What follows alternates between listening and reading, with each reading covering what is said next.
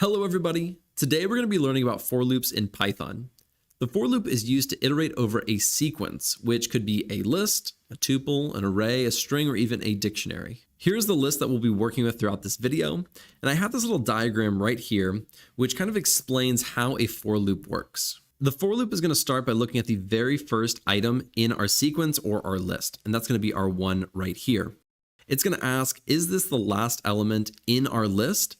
And it is not, so it's going to go down to this body of the for loop. Now we can have 1,000 different things that can happen in the body of the for loop as we're about to look at in just a second. Then it's going to go up to the next element and ask, is this the last element reached? So it'll be no again, because we'll be going to the 2, and then the 3, and then the 4, and the 5. Once it reaches the 5, it'll go to the body of the for loop.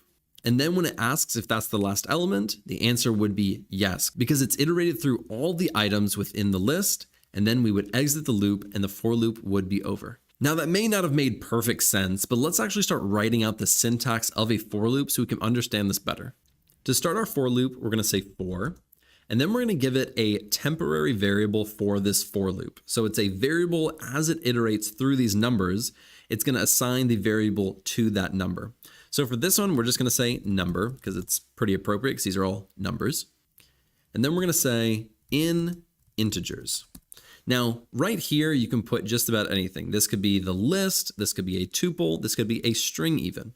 But that is what we're going to iterate through. So we're saying for the variables, each of these numbers, within this list of integers, and then we're going to write a colon. This is the body of code that's going to actually be executed when we run through and iterate through our list. So for our first example, we're going to start off super simple, and all we're going to do is say print, open parentheses, and say number. As it iterates through the 1, 2, 3, 4, and 5, number becomes our variable that is going to be printed. So during that first loop, our 1 will be printed because that will be assigned right here. Then through the next iteration, the 2 will be assigned, and it'll be put right here in each loop until the very end. So let's hit Shift Enter. And as you can see, it did exactly that. Now in this body, and I'll copy and paste this down here, in this body, we really can do just about anything we want. We don't even have to use this variable number right here. We can just print yep if we wanted to. And what it's going to do is for each iteration, all 5 of those, every time it loops through, it's going to print off yep. So let's hit Shift Enter, and it printed it off for us. So really, we weren't even using the numbers within the list. We were really just using it as almost a counter. Now let's copy this integers once again. Let's go right up here, and let's go copy this for loop that we wrote. Now, we do not have to call this number. This can be anything you want, any variable name that you'd like to name it.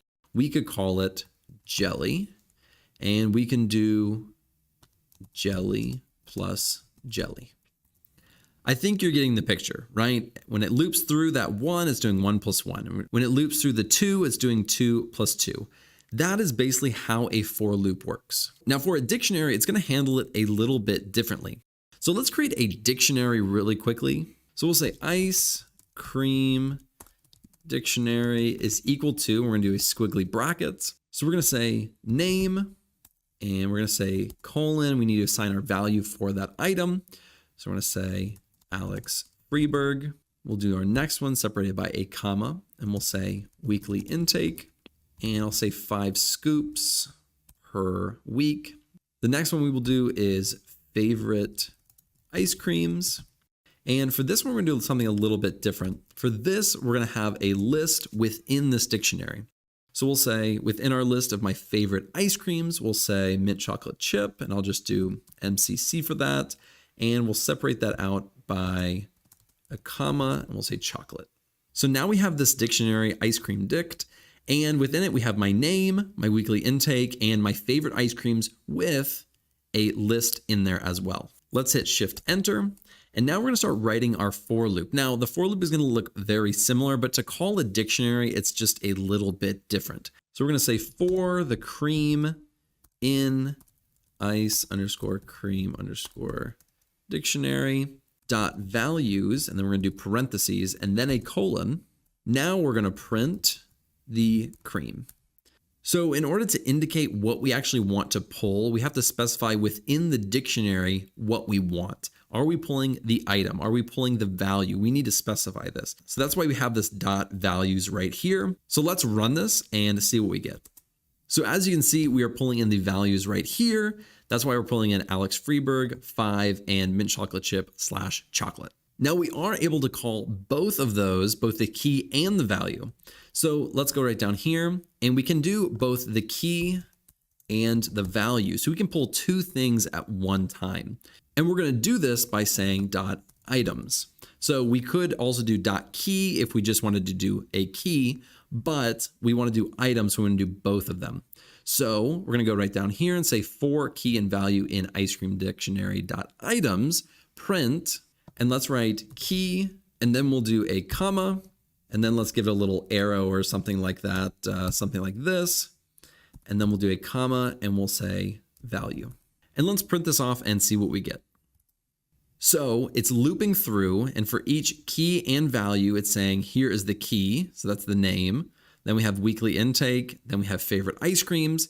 It's giving us a little arrow, and then we're also printing off the value. So we have name, Alex Freeberg, weekly intake 5, favorite ice creams, mint chocolate chip, and chocolate. So now let's talk about nested for loops. We've looked at for loops. We understand how they work and why they do what they do, but what about a nested for loop, a for loop within a for loop? For this example, let's create two separate lists. Let's create flavors, and let's make that a list by making it a bracket. And we'll do vanilla, the classic, chocolate, and then cookie dough. All great flavors. So that's our first list. And then we're going to say toppings. And we'll do a bracket for that as well. And we'll say hot fudge. And then we'll do Oreos. And then we'll do marshmallows. Is that how you spell marshmallows? I think it's an E. That looks wrong. I might be spelling it wrong, but that's okay.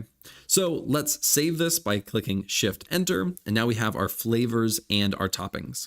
So now let's write our first for loop. So we're going to say for 1, as in our number 1 for loop.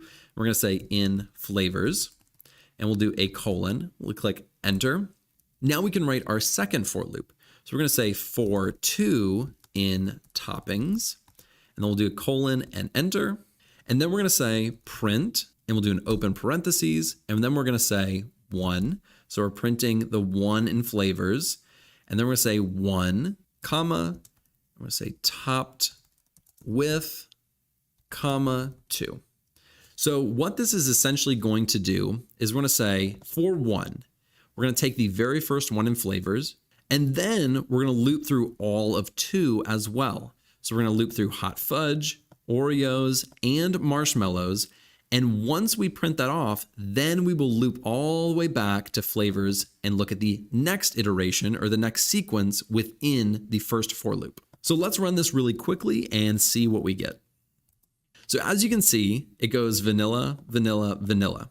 And vanilla is topped with the hot fudge, the Oreos, and the marshmallows. And then we start iterating through our second one in our first for loop. So there's that hierarchy. So we're iterating completely through this one before we actually go to the very first for loop and start iterating through that one again. Now that is essentially how a nested for loop works. These nested for loops can get very complicated. In fact, for loops in general can get very complicated the more you add to it and the more you're wanting to do with it. But that is basically how a for loop and a nested for loop works. Thank you guys so much for watching. Be sure to like and subscribe below, and I'll see you in the next video.